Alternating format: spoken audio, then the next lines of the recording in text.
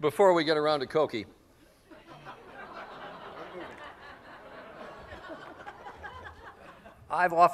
Chris was talking about Sam and President Carter, and I've often heard a story, and I've never known if it were true. But Sam was covering President Carter, I'm told, as the story goes, and you were covering him at the sewage treatment plant here in Washington. No. It's a good place. Was it not in Washington? India. In India. But if anybody should cover Carter at a sewage treatment plant, it should be Sam. And as they're going around looking at the secondary and tertiary treatment areas, they came to a rather large vat. Of cow manure. You have it your way. And Sam said, Mr. President, if I fell in there, would you pull me out? And President Carter is reputed to have said, yes, after a suitable period of time. That's a true story with some variations. Well, I'll continue to tell it then. Yeah, please. We are up here to say nice things about Cokie, and I will get to that. But I will tell you that I'm somewhat perturbed. Get your hands off me. If I had a brush, I'd get the hair off. I'm somewhat perturbed that I have to share the podium tonight with Sam. Because number one, Sam, I knew Cokie long before you did. 2, I got to work with her 5 days a week, and you only got one morning. And 3, she likes me better. Well, let me just examine this, how long you've known Cokie. I didn't see you there in 1966 when Cokie and Steve got married at the Boggs residence. I mean, the A-list was there. I don't recall seeing you, but of course it would have been difficult in swaddling clothes to have come in. And after they were married, now you could check this story if you will. It's a good story, though. I wouldn't bother. After Lyndon and Bird... It's just like those stories Sam reported each night. After the marriage ceremony, Lyndon and Bird said, come on down to the house, because they were there, of course. And we went down to the White House, and we knocked down a few. Where were you in those days, anyway? And besides, women like older men, and that's me. Much older. Much older. As most of you know, Cokie is an analyst for NPR. She works for ABC News as an analyst.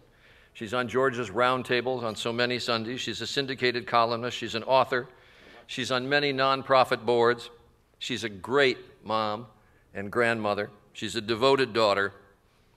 She's a franchise operation, actually. There are many Cokie Robertses. I know, Eric, that Google has been working on the energy problems of America.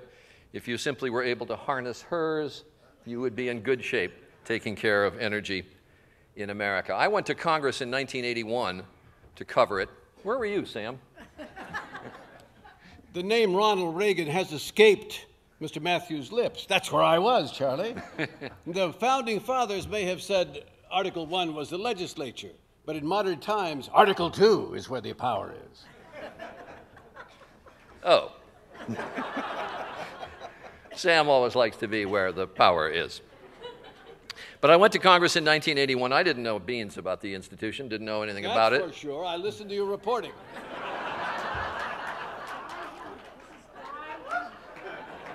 My desk up in the House gallery was about 20 feet from Cokie's. I left the office. I went and sat at her desk and soaked up knowledge from her because she knew more. Seat of your pants? You sat at her desk and soaked up knowledge? Keep it clean here. Sam's mind is always in the gutter. In the manure pit, remember? That's right back in India. But I could learn more from her than I could learn from anybody else.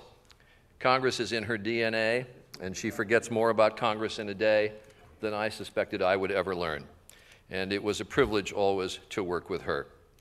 She's a broadcaster, she's a writer, as you know. I've always thought that if women didn't have the vote when Cokie came along, they would have soon after she got going. But most of all, her moral compass is perfectly attuned and adjusted. And she knows best how to handle and balance family, work, and all the other parts of life that are so important. The Library of Congress, you'll see in your program, recently named her a living legend, and the legend grows a little bit with this award. May I just step in here? Moral I knew you would. Thank you. I love to tell this story. Cokie has heard it so many times. Some of you may not have heard it. But the year was 1989. And You've told it often. The David Brinkley program, and Cokie was there. And our guest that Sunday was John Tower, under heavy fire as the nominee to be the Secretary of Defense. And to our great surprise, Senator Tower announced that if confirmed, he would give up. He said spirits alcohol. We knew he meant demon rum. And we were shocked by this. John Tower giving up drink was just one of those great stories. But I then said to him, but Senator, they also say you're a womanizer. We said, what's a womanizer, Sam? I didn't know that I really wanted to answer that question in detail, and I fumbled around. And Cokie spoke up, and she said, Senator, I know one when I see one. And John Tower went down, and that gave Dick Cheney his chance for greatness, and you have a lot to answer for.